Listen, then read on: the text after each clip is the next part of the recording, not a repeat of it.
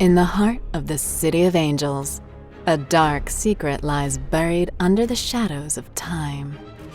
In 1947, in the Leimert Park neighborhood of Los Angeles, a young woman was found brutally murdered, her body bisected at the waist and drained of blood. Her face had been cut from ear to ear, creating a gruesome smile. The killer was never caught, and her case remains one of the most famous unsolved murder mysteries in American history. In this video, we'll look at the facts of the Black Dahlia case, explore the theories about who the killer might be, and discuss why this case has captured the imagination of so many people for so many years. Elizabeth Short, later known as the Black Dahlia, was born on July 29, 1924, in the Hyde Park section of Boston, Massachusetts. She grew up with her mother, Phoebe, and 4 sisters in Medford. Due to a financial crisis, her father abandoned the family when she was just 6 years old. Strangely, he chose to mask his disappearance in a fake suicide, which he effected by abandoning his vehicle by a bridge to leave the impression that he had jumped into the Charles River. Assuming he was deceased, his wife reared her 5 daughters on her own. A few years later, their father reappeared, and Elizabeth Short, who was 18 at the time, moved to California with him. Her ambition was to become a major film star, although tracking down any of her acting credits has proven to be unreliable. Shortly after moving in with her father, they argued regularly, which led Short to moving out in 1943. She then worked part-time as a waitress, cashier, and model to pay the bills. Those who knew her described her as a porcelain doll with black hair and light-colored eyes, who was extraordinarily attractive and kind. Elizabeth Short spent the 6 months preceding her demise primarily in Los Angeles, residing in hotels, apartments, boarding houses, and private homes. She rarely stayed in one location for an extended period. Her most serious relationship was that with Army Air Force member Matthew M. Gordon Jr., who proposed to her while deployed to India during World War II. However, before they could walk down the aisle, he was killed in a plane crash less than a week before the war ended.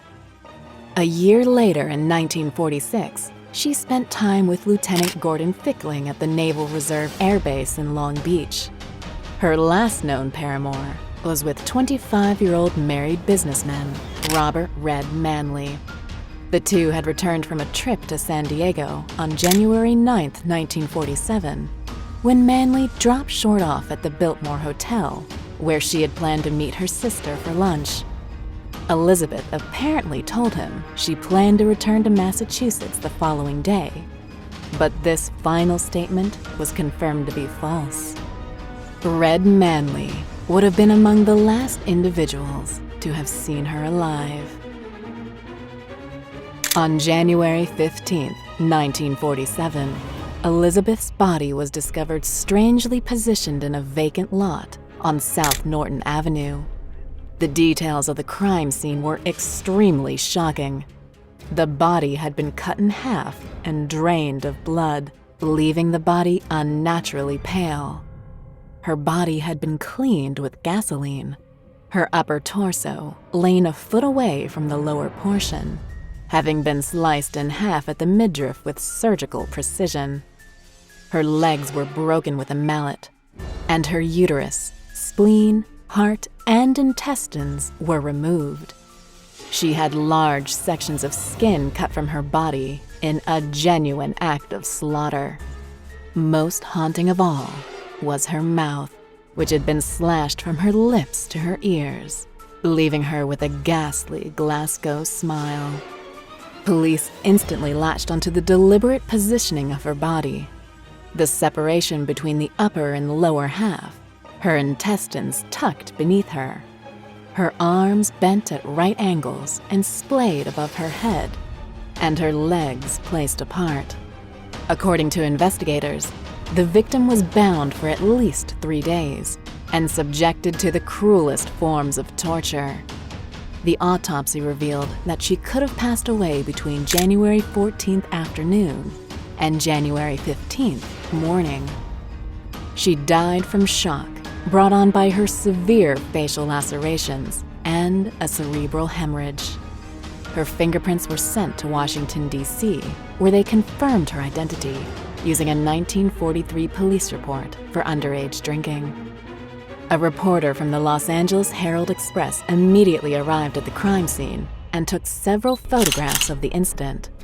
These harrowing photos would continue to live in infamy and reside in the archives of the LA Public Library to this day. The nickname Black Dahlia was coined by the media because of her penchant to wear black clothes, which contrasted with her pale skin, and for wearing the very flower she came to be named after in her hair. However, this would hardly be the last time the press took advantage of the sensationalist nature of Short's murder. After she was identified, the Los Angeles Examiner hurried to contact Short's mother, Phoebe. Instead of informing her of her daughter's death, reporters claimed Short had won a beauty contest and continued to extract as much personal information from Phoebe as they could before finally revealing her daughter had been murdered. Afterwards, they offered to pay for the mother's airfare to fly out to LA and help with the investigation, only to sequester her away from police and other reporters to protect their scoop. Adding insult to injury, the gutter press took every opportunity to portray Short in a less than favorable light. They claimed she was an adventurer walking around Hollywood Boulevard, that she led men on before rejecting them, and that she was last seen in a skirt that was too tight and a blouse too sheer. It was even alleged that the victim was pregnant, a lesbian, and a prostitute, culminating in the most disgusting assertion by the Los Angeles Times that her demise was a sex fiend slaying. Although the media portrayal of Elizabeth Short was dismal, more fuel was added to the journalistic fire when 9 days after her body was discovered, a peculiar package was delivered to the editor of the Los Angeles Examiner. This dubious manila envelope came from a man claiming to be the killer and contained a collection of Short's personal documents.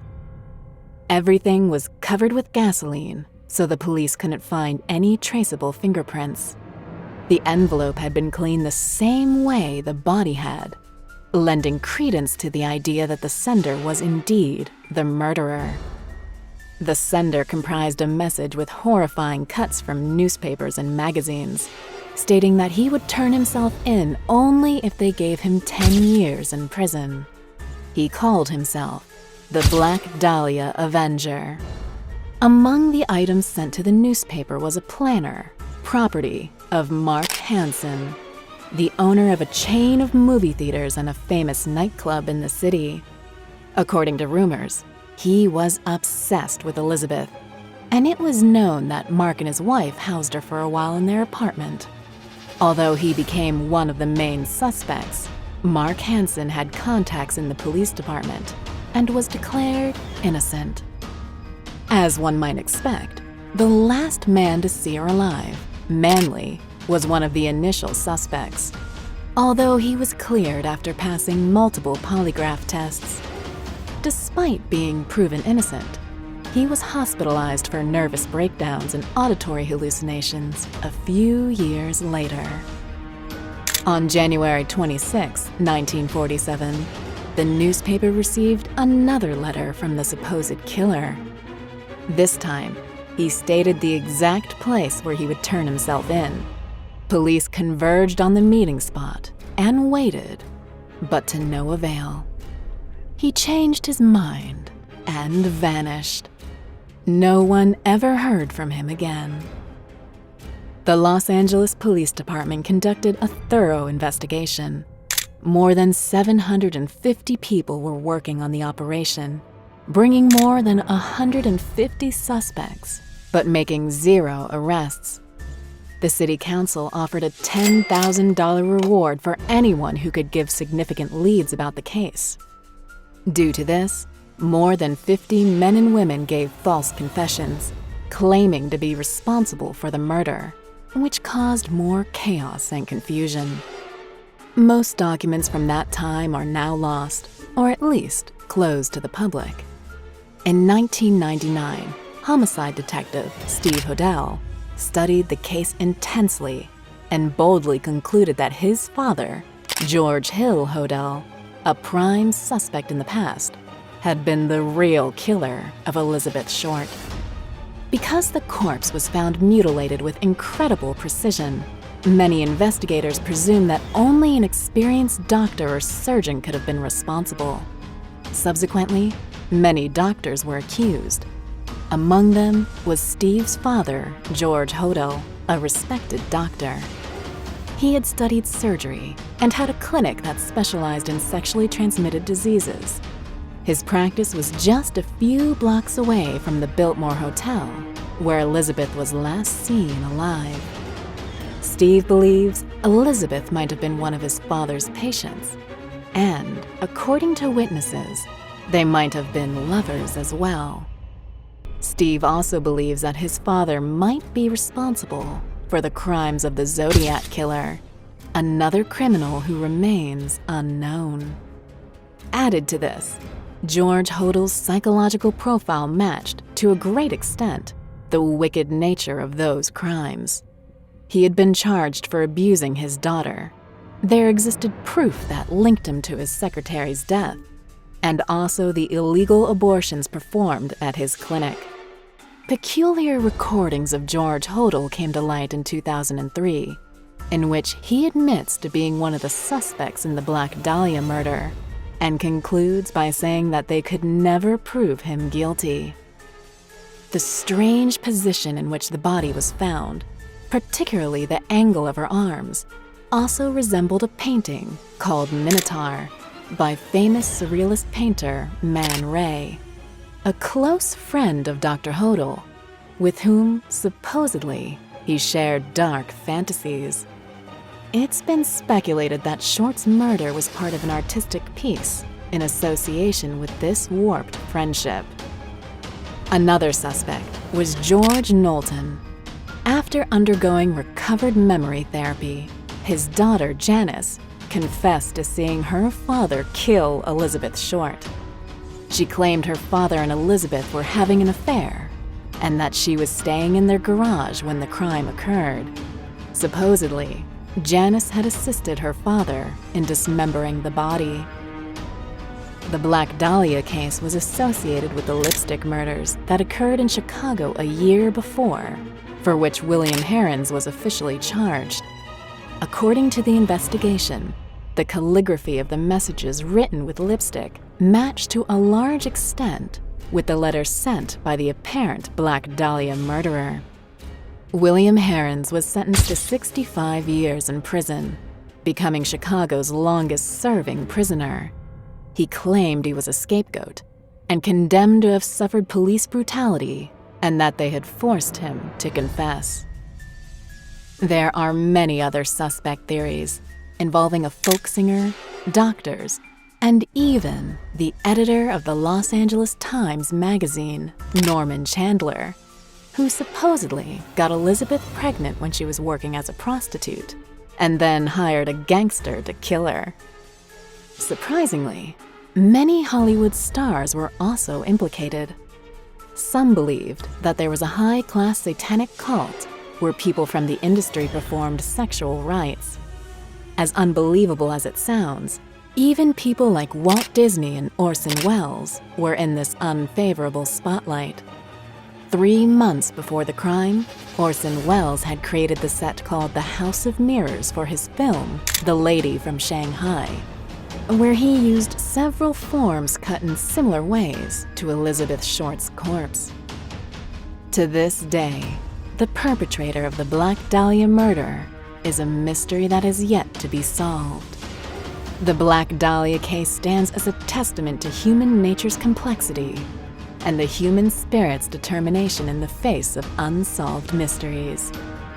Elizabeth Short's memory endures, and her story is a haunting testament that some secrets may never see the light of day, forever hidden under the shadows of time. Thank you for joining us on this deep dive into the dark and mysterious case of the Black Dahlia. If you enjoyed the video, leave a like and comment if there are any other cases you would like us to cover. Until next time.